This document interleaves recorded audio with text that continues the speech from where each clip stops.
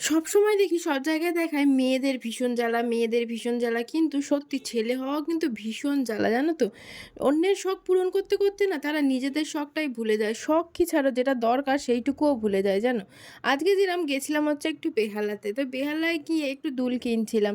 সেটা কিন্তু আমাকে কিনে দিল, ঠিক আছে? আর যখন এলো ওর পালা বলতে কি অনেকদিন ধরেই ওর ফেস ওয়াশ দরকার। কিন্তু এই যে এই ফেস ওয়াশটা ও ইউজ করে। কিন্তু কিছুতেই ফেস ওয়াশ কিনছে না।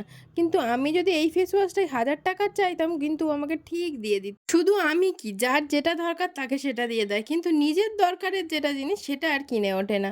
তো আজকে ভাবলাম চলো অনেক দিন ধরে ওর ফেস ওয়াশটা দরকার যখন আজকে আমি ওকে জোর করে কিনে দেবো। তো জোর করে আজকে ওকে এটা কিনিয়ে দিয়েছি। না হলে তো ও কিনবেই না। দেখো হেলমেটটারও অবস্থা দেখো, এটাও ভেঙে গেছে ওর। ও এটাও কিনবে না। খালি দেখে যাবে যে কার কি হচ্ছে না, কার কি দরকার সেটা দেখবে। নিজেরটা ওর চোখে পড়ে না।